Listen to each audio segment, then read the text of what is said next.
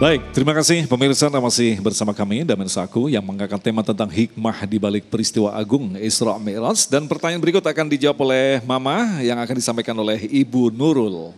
Silakan. Bismillahirrahmanirrahim. Assalamualaikum warahmatullahi wabarakatuh. Waalaikumsalam warahmatullahi wabarakatuh. Semoga Mama Dede sehat walafiat selalu. Amin. Iya, nama saya Nurul Fauzia Abdullah. Nama saya Dede Rosidah. Iya.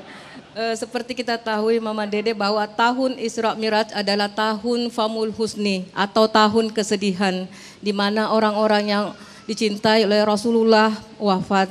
Kemudian Allah memberikan atau menghibur beliau dengan hadiah.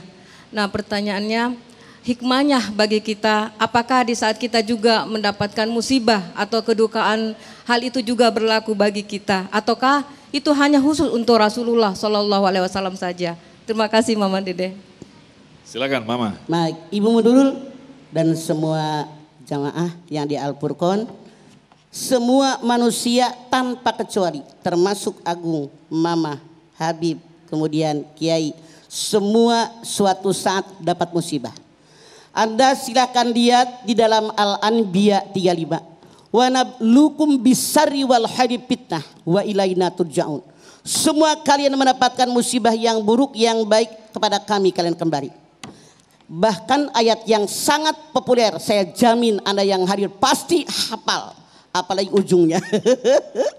Anda silakan lihat Al-Baqarah 155. Walanabluwannakum bisayyin minal khawfi wal ju'i wa naqsin minal amwali wal anfusi wat thamarat wa basyiris sabirin alladzina idza asabathum musibah qalu. Hebat jamaah Al-Furqan, apal ujungnya, artinya luar biasa. Dalam ayat ini Allah Subhanahu wa taala mengabarkan kepada kita, siapapun yang namanya manusia tanpa kecuali. Jadi bukan Rasul doang Bu Nurul. Pasti suatu saat kena musibah, takut kekurangan makanan, takut kekurangan jiwa, takut dengan kematian. Namun apa kata Allah? Wa basyiris sabirin, berikan kabar gembira sama orang sobar. Siapa yang sobar? Anda lihat 156. Alladzina idza asabathum musibah qalu inna lillahi wa inna ilaihi rajiun. Tiap musibah datang kepada kita, dia mengatakan saya berasal dari Allah dan kembali kepada Allah. Musibah yang datang kepada kita, mau tidak mau, suka tidak suka, rela tidak rela, redo tidak redo, wajib ridho. Anda silakan lihat Al-Hadid 22. Ma asaba min musibatin fil ardi wala fi anfusikum illa fi kitabim min qabli an nabraha inna dzalika 'alallahi yasir. Musibah yang menimpa alam dunia, musibah yang menimpa individu kalian masing-masing, semua telah tercatat dalam kitab Lauhil Mahfuz sebelum semuanya aku ciptakan. Artinya Allah mengabarkan kepada kita, ketika alam dunia diciptakan oleh Allah Subhanahu wa taala, kapan tsunami di Aceh? Ada catatannya. Kapan tsunami di Pangandaran? Kapan tsunami di Pandeglang, di Palu? Kapan longsor di Kerawang?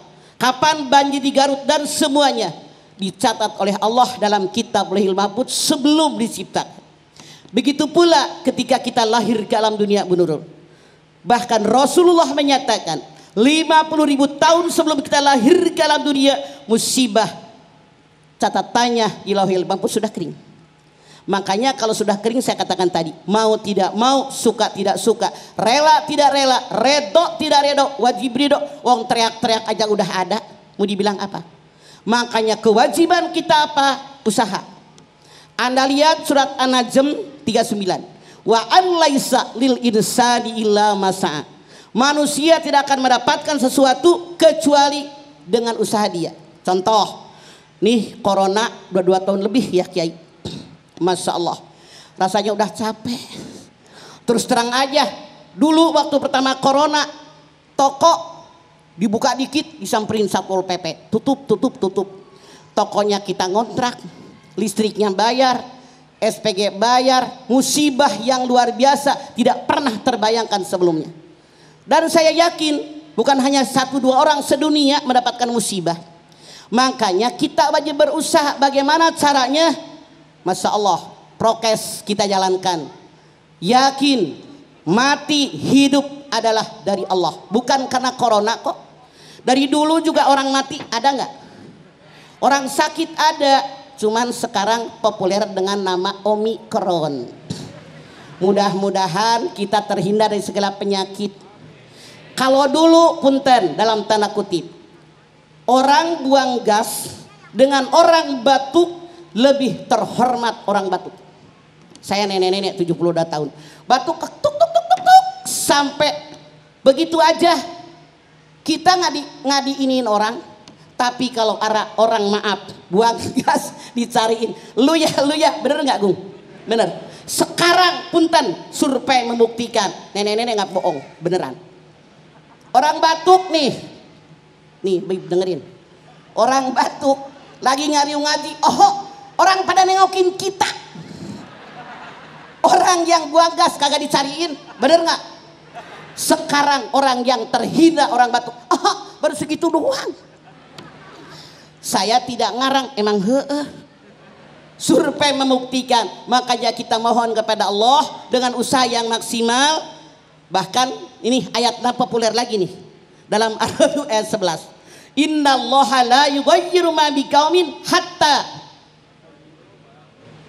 Tuh apal banget jamaah Al-Furqan, hebat ya Bib.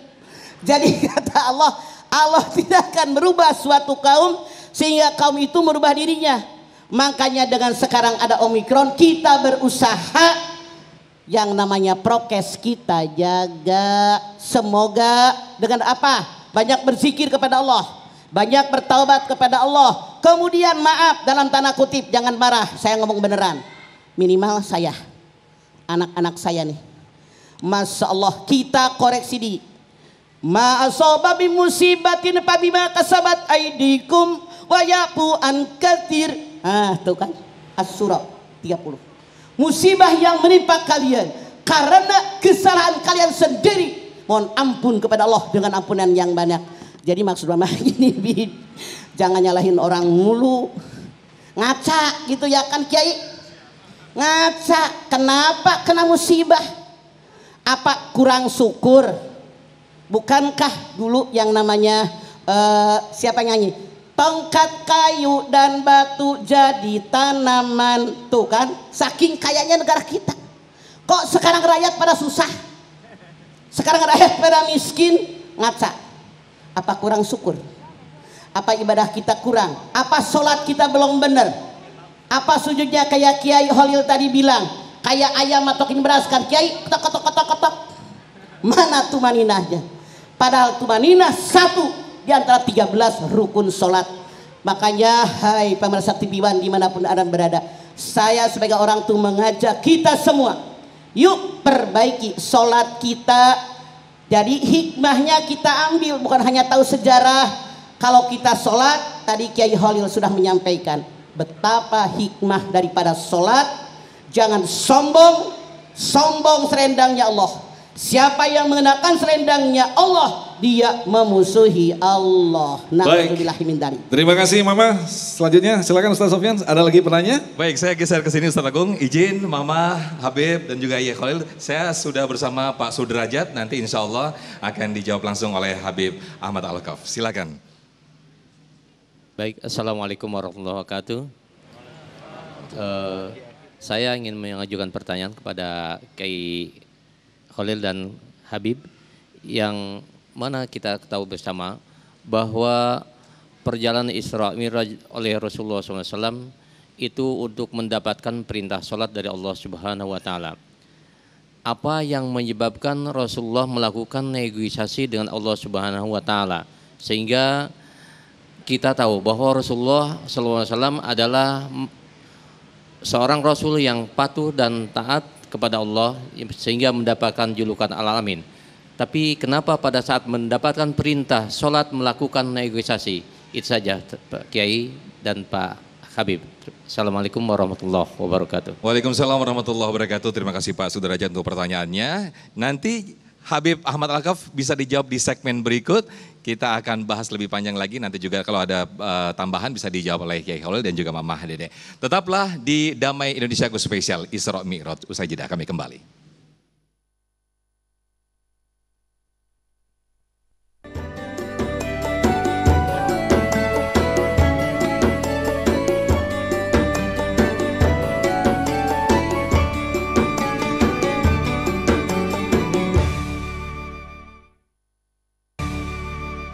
Baik pemirsa, masih di Damai Indonesiaku Spesial Isra Mi'raj. Tadi pertanyaan disampaikan Pak Sudrajat yang insya Allah akan dijawab oleh Habib Ahmad Al-Kaf tentang ketaatan Rasulullah SAW atas perintah sholat terhadap implementasi kehidupan saat ini. Silakan Habib.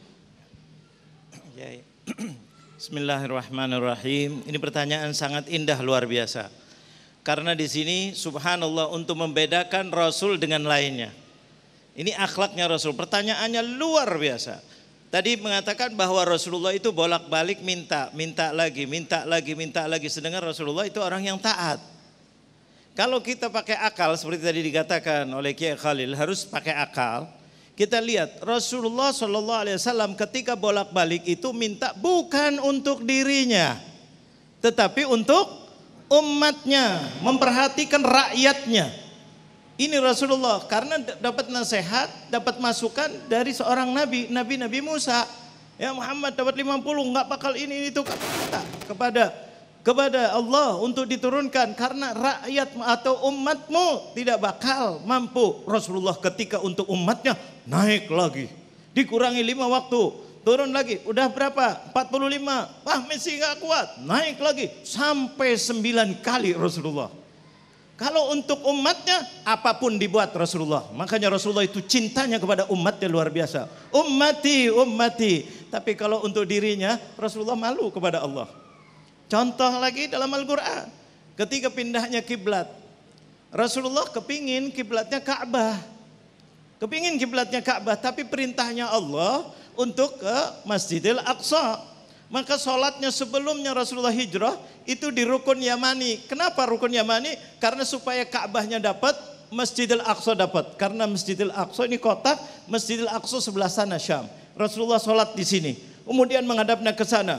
Terus ketika hijrah masih tetap Rasulullah menghadap ke Baitul Maqdis. Rasulullah setiap sholat digambarkan dalam Al-Quran surat Al-Baqarah. Baca 142. Qad nara taqalluba wajhika fis sama falanuwalliyannaka kiblatan tardaha fawalli wajhaka syatral masjidil haram. Subhanallah. Kata Allah, aku sudah melihat setiap salam Rasulullah nggak minta, tapi bolak-balik ke atas, nggak minta ya Allah rubahlah ke Ka'bah, tidak minta karena Rasulullah untuk dirinya sendiri, maka bolak-balik begini saja. Tapi Allah dengan kasih sayangnya di dalam tafsir dikatakan setelah 18 bulan, artinya setelah 1,5 tahun Rasulullah bolak-balik, kata Allah sekarang saya kabulkan, maka berpalinglah ke Ka'bah. Kiblatnya yang dikenal sekarang dengan Masjid Kiblatain. Jadi Rasulullah itu luar biasa ketika bolak-balik untuk umatnya, mementingkan rakyatnya, tidak capek, tidak peduli demi untuk